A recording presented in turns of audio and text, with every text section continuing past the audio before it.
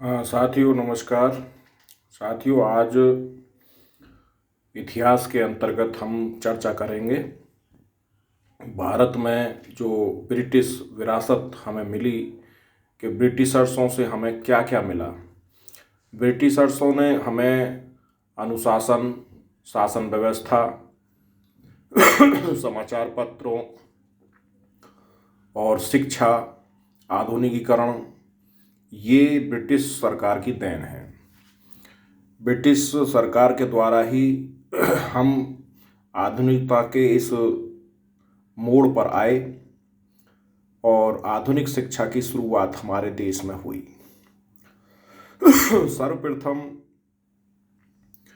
1 लाख रुपए की व्यवस्था 1813 में ईस्ट इंडिया कंपनी द्वारा की गई थी भारतीयों की शिक्षा के लिए। और फिर उसके बाद शिक्षा में थोड़ा थोड़ा ध्यान दिया जाने लगा और शिक्षा को आगे भारतीयों के लिए बढ़ाया जाने लगा। भारत में ये विरासत ब्रिटिशर्सों के द्वारा मिली। हमारे यहाँ समाचार पत्रों की शुरुआत भी ब्रिटिशर्सों की देन है। कोई व्यक्ति हमारे यहाँ पर भारतीयों में उस समय इतनी शिक्षा नहीं थी, शिक्षा का अभाव था, लोग पढ़े लिखे नहीं थे और जिस कारण वे पत्र प्रेस इनका ज्ञान ही नहीं था। पहली प्रेस भी हमारे यहाँ पुर्तगालियों के द्वारा लगाई गई थी 1664 में बम्बई के अंतर्गत। उसके बाद फिर जो एक पत्रों की शुरुआत हुई है, प्रथम पत्र जो अंग्रेजी में ही था, बंगाल गजट हिक्की के द्वारा उसे लागू किया गया, चलाया गया। तो इसमें जो शिक्षा के लिए जो कुछ कार्य किए गए, कुछ आयोग बनाए गए, मैं कुछ उन आयोगों की पहले चर्चा कर लेता हूँ। हमारे यहाँ सबसे पहले वुड डिस्पैच 1854 में बनाया गया। इसका जो उद्देश्य था, वुड डिस्पैच के द्वारा शिक्षा में ही प्रोत्साहन देना था और कंपनी के अधीनस्थ ही एक विभाग कलकत्ता, मद्रास, बम्बई में तीनों शहरों में खोला गया और इसी के अंतर्गत विश्वविद्यालयों की स्थापना की गई। इसमें अंग्रेजी माध्यम को लिया गया, जबकि यहाँ समस्या थी क्योंकि भारत बहुभाषी देश था और भारतीयों के अलग अलग राज्यों में अलग अलग बोली जाने वाली अपनी मातृभाषाएं थी। दूसरा आयोग फिर बना 1882 में हंटर की उपस्थिति में। 1882 उस समय लॉर्ड रिपन थे। इससे पूर्व लॉर्ड लिटन जो थे, उन्होंने वर्नाक्युलर प्रेस एक्ट और पारित किया था। उसमें भी मैं तुम्हें जानकारी दिए देता हूँ कि एक अमृत बाजार पत्रिका थी जिसे रातों रात अंग्रेजी माध्यम कर दिया गया था। शिशिर कुमार घोष और मोतीलाल घोष के द्वारा वो पत्रिका जारी की गई थी। उसका कारण यही था क्योंकि अंग्रेजी जो पत्रिकाएं थी उन पर बैन नहीं था सरकार का। तो वर्नाक्युलर प्रेस एक्ट जो था वो अंग्रेजी पत्र, जो समाचार पत्र थे या पत्रिकाएं थी, उन पर वो लागू नहीं होता था।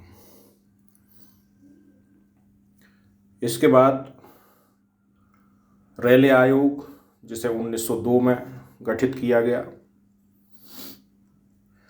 इसकी सिफारिश के आधार पर भी विश्वविद्यालयों को प्रोत्साहन दिया गया और उसमें शोध और अध्यापकों की नियुक्ति के संबंध में प्रावधान किए गए।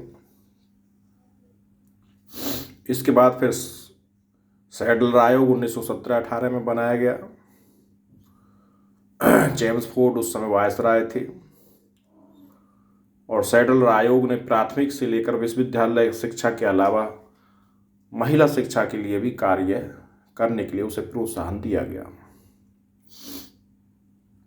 इस सेडल आयोग जब गठित किया गया उसी समय 1916 में बनारस और 1920 में अलीगढ़ मुस्लिम विश्वविद्यालय की स्थापना की गई। इससे पूर्व 1887 में इलाहाबाद विश्वविद्यालय की स्थापना की गई और इससे पूर्व 1882 में पंजाब विश्वविद्यालय की स्थापना की गई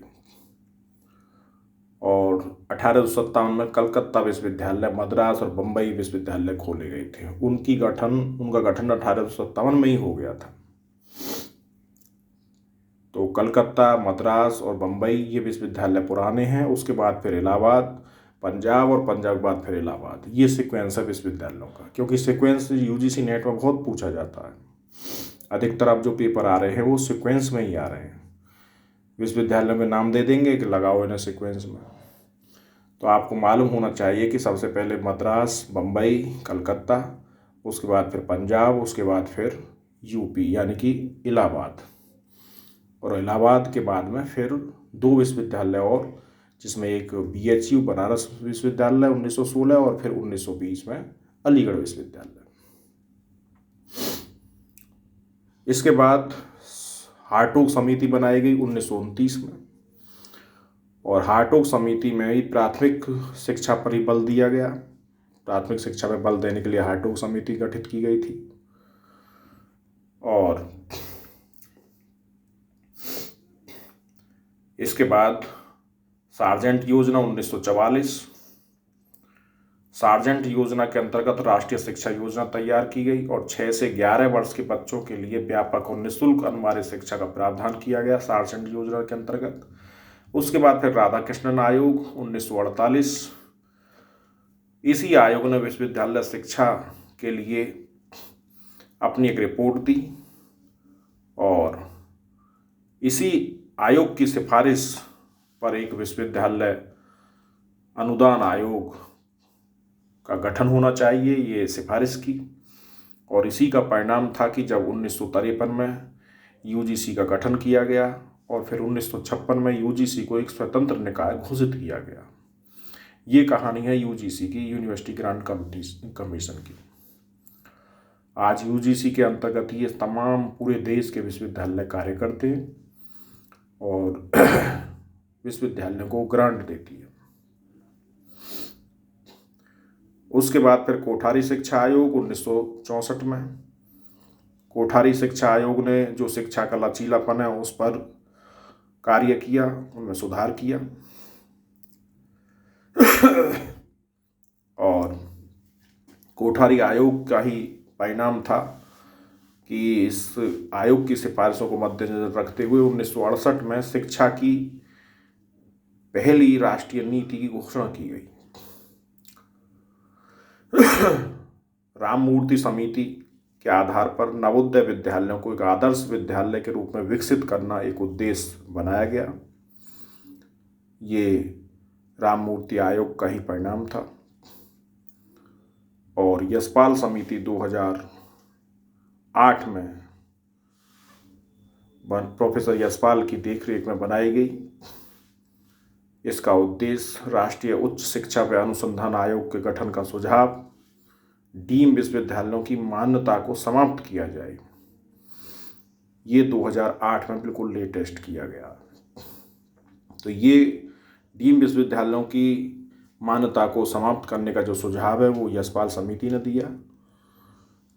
कुछ भ्रष्टाचार के आरोप आए, इस समिति ने दिए। तो ये कुछ आयोग ऐसे हैं कि जिनके मुझे थोड़ा थोड़ा डिस्कशन मैं समझता हूँ कि यूजीसी में या पीजीटी में ये क्वेश्चन ज़रूर पूछे जाते हैं आयोगों से संबंधित। और अब मेरी जो अगली वीडियो आएगी उस पर समाचार पत्रों के विषय में जानकारी होगी। तो वो वीडियो मेरी थोड़ा बड़ी होगी। ये वीडियो लगभग 10 मिनट की है और मैं ये आग्रह करता हूँ कि जो भी मेरी इस वीडियो को सुनकर लाभ लें वे अधिक से अधिक इस वीडियो को शेयर करें, क्योंकि बच्चों को लेक्चर सुनने से अच्छा ज्ञान होता है, नमस्कार।